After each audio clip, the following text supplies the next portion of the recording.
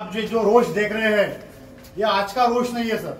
पिछले 7-8 महीने से ऑर्डिनेंस एम्प्लॉयज यूनियन द्वारा आपको लगातार बताया जा रहा है कि निर्माणी में समस्याएं बढ़ रही है। 22/12/2023 को भी हमने आपको एक मांग पत्र दिया था, उसके पश्चात आपने उसके ऊपर मीटिंग लिया, लेकिन अभी तक कोई सोल्यूशन नहीं निकला है सर।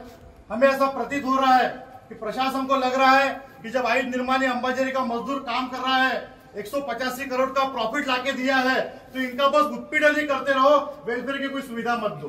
सर मैं आपको याद दिलाऊं, ये प्रशासन की नैतिक जिम्मेदारी है। जब आपका मजदूर दिन रात काम करता है तो उनके छोटी मोटी समस्याओं का भी ध्यान रखना ये आपकी जिम्मेदारी है सर। लेकिन प्रशासन ये अपनी जिम्मेदारी से पूरी तरह मुकर रहा है सर। बस उत्पीड़न उत्पीड़न उत्पीड़न शुरू है। कुछ एग्जाम्पल हम आपको देंगे, जैसे कि डिस्टेंस आप मेमोरेंडम देने आए वो सर सुनेंगे ना, 2 मिनट तो बोलेंगे सर।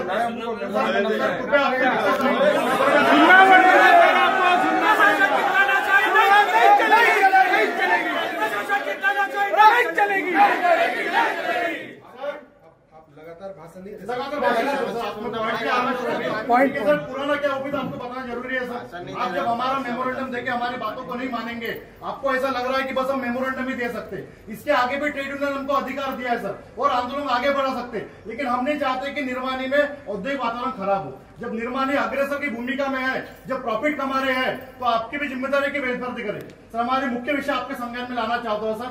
डिस्ट्रेस फंड सुविधा ये कर्मचारियों द्वारा बनाई गई है, इसमें ना प्रशासन का 1 रुपया है, ना वाईएल का 1 रुपया है, ना गवर्नमेंट ऑफ इंडिया का 1 रुपया है। आज 28 मार्च 2024 से वाईएल द्वारा डिस्ट्रेस फंड को पैसा नहीं दिया गया है। अगर कल जाके हमारे मजदूरों को या उनके परिवारजनों को अगर अस्पताल वाला भर्ती नहीं करेगा तो सर इसकी जिम्मेदारी किसकी है? जबकि हमने प्रशासन को सुझाव दिया था कि सारे कर्मचारी कंसेंट देने को तैयार है कि हमारा पैसा हमारे अकाउंट में डालते हुए डिस्ट्रेस फंड अकाउंट में डाला जाए, लेकिन 28 मार्च 2024 से प्रशासन क्या कर रहा है, ये हमारा सवाल है सर। दूसरा, निर्माणी में स्टेट परिसर में लगातार गंदा पानी आ रहा है, इसके लिए भी हमने यूनियन की तरफ से पत्र दिया, सुझाव भी दिए, लेकिन प्रशासन उसके ऊपर बात करने को तैयार नहीं है। हमने कहा था वर्ष कमेटी मीटिंग में भी कि महीने में एक बार हमारा जीएसआर का टैंक साफ सफाई होना चाहिए। आज 3-3, 4-4 महीना होता है, उसकी साफ सफाई नहीं होती। हमारे पाइपलाइन को 50 साल के ऊपर हो गए। यहाँ से प्रपोजल जब हमने लेटर दिया तब मैनेजमेंट को नींद खुली और वायर को प्रपोजल दिया सर। हमारी डे लिंक की शिफ्ट ड्यूटी इतने सालों से 10 से 7 की शुरू है, आपने 6 महीने पूर्व 11 से 8 का किया। मेरा एक सवाल है प्रशासन से, क्या 11 से 8 करने के बाद क्या डेलिंग के प्रोडक्शन में वृद्धि हुई है? क्या प्रोडक्शन बढ़ा है? प्रोडक्शन सर उतना ही है, बस हमारे कर्मचारियों की मानसिक प्रताड़ना बढ़ी है।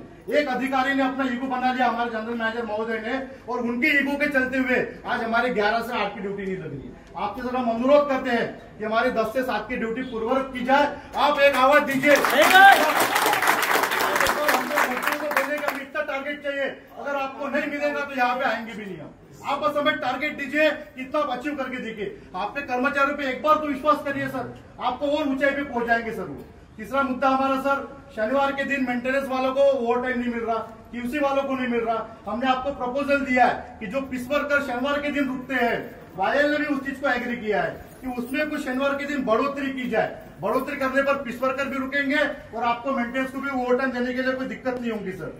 हमारा 2 घंटे का सर लीव का इश्यू है, जो अन्य निर्माणी में वाईएल में शुरू है, लेकिन यहाँ पे शुरू है सर। ऐसे कई मुद्दे हमने 9 मेमोरेंडम, आपका ज्यादा समय नहीं लूंगा सर, लेकिन हमने जो 9 विषय आपके पास दिए, इसके अलावा भी अन्य समस्या है, इसका जल्द से जल्द निराकरण करें। आपके मजदूर आपके ही है सर, लेकिन हमको भी मजबूर ना करे ट्रेड यूनियन को कि नहीं सुनने के बाद हमारा आंदोलन को और तीव्र किया जाए, क्योंकि इससे बदनामी हमारी नहीं, आज निर्माणी की अंबाझरी की भी होंगे सर। इसलिए आप मुखिया होने के नाते हम आपसे विनम्र अनुरोध करते हैं सर कि हमारी मुद्दों पे जल्द से जल्द चर्चा कर आप इसका निराकरण करेंगे।